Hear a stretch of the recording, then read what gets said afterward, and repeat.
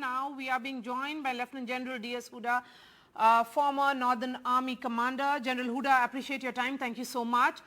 We have lost 2 Army officers, a senior police official in what is an ongoing operation. It's a fierce gunfight with terrorists. What makes operations in South Kashmir so challenging, General Hooda? Maria, let me just start by, conveying my deepest condolences to the families of Colonel Manpreet, Major Ashish, and DSP Himayun. Such tragic news is always a sort of a body blow to the families, and our deepest condolences to them. On the issue of what makes these operations challenging, Maria, we say it's a war fought amongst our own people. And so, you need to make sure that there are no unnecessary civilian casualties.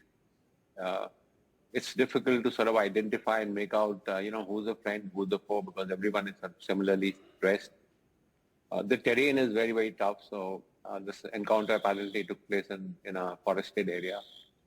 So these are some of the challenges that I think, soldiers and security forces personnel who operate in Jammu and Kashmir, these are what they face, and almost on a day-to-day basis.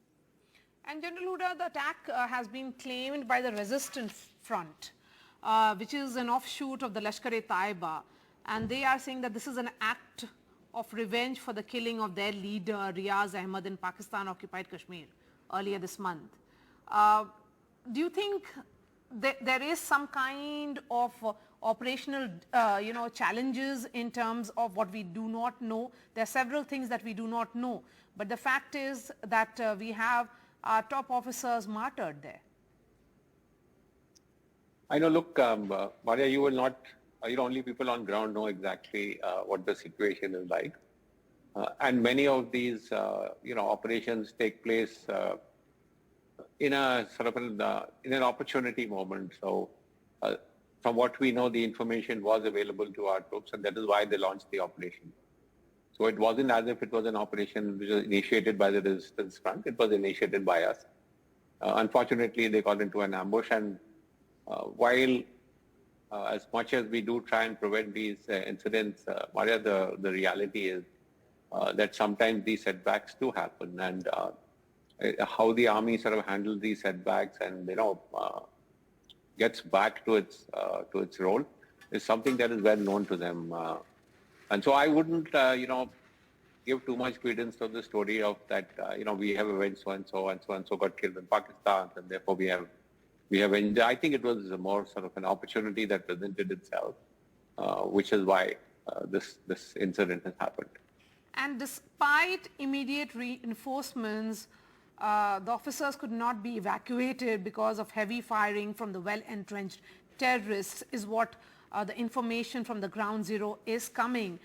General Hooda, this terrorist module, many think have been more or less neutralized in Jammu and Kashmir.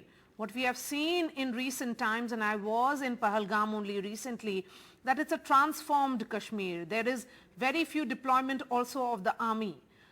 It's not like a city which is under siege anymore. It's very different from what we have seen in the past.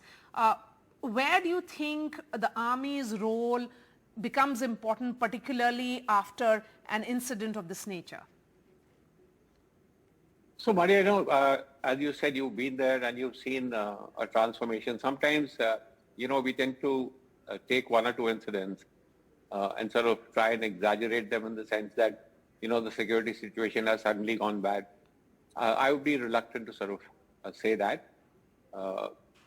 It's better to look at sort of long-term trends and see how the situation is going rather than, try and have 1 or 2 incidents sort of dominating our narrative about the security situation.